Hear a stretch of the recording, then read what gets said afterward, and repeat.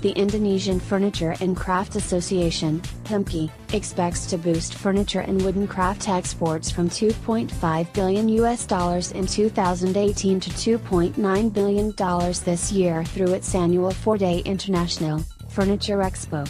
In his speech at the opening of the expo on Monday, HIMKI chairman So Inoto said the expo's sales target was $1.1 billion, comprised of on-the-spot sales, $300 million, and follow-up sales, $800 million. But So Inoto actually opened his keynote by stressing the need to drive forward Indonesia's entire manufacturing sector to boost nationwide exports by selling value-added products.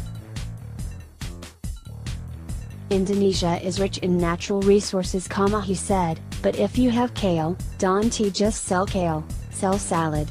That has the added value. His words resonated with those of economists, Faisal Basri and Gatot Arya Putera, who wrote in a 2016 report titled Escaping the Middle Income Trap in Indonesia that Indonesia's poor manufacturing sector would block it from becoming a high-income country.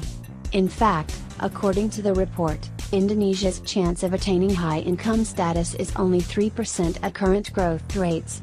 The only way to escape the low and middle-income trap is by strengthening the industrial sector.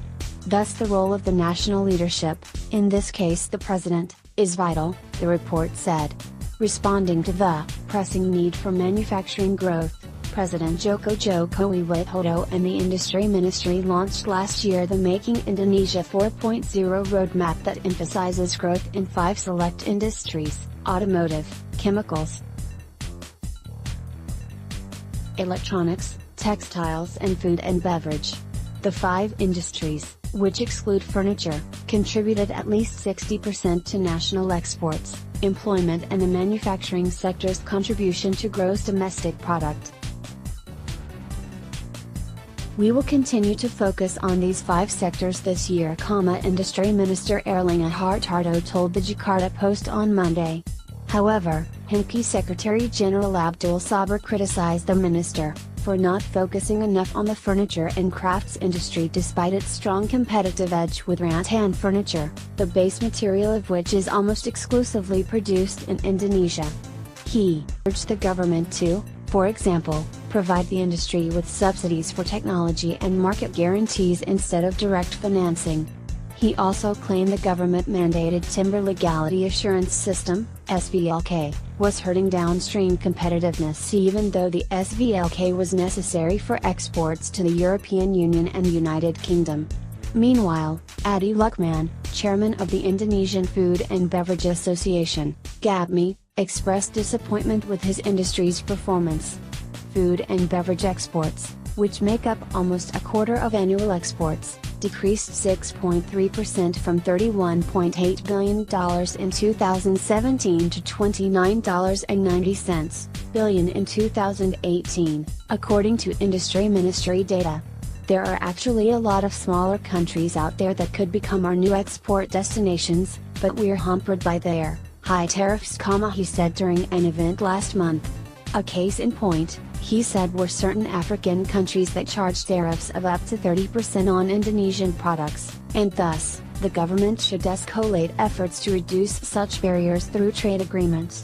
In this vein, Indonesia signed a trade deal with Australia last week and plans to conclude 11 more agreements this year, including with the EU and South Korea.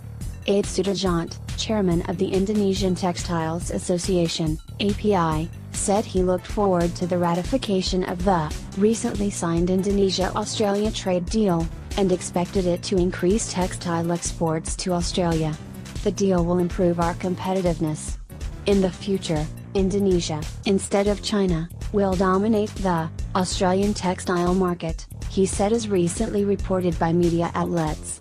Indonesia's worldwide textile imports increased from $12.54 billion in 2017 to $13.5 billion last year, with the association optimistic that it can achieve higher growth this year. Minister Erlangga noted on Monday that the deal with Australia would also benefit HIMKI because furniture was already Indonesia's second most profitable export to Australia, with $214.9 million in sales last year.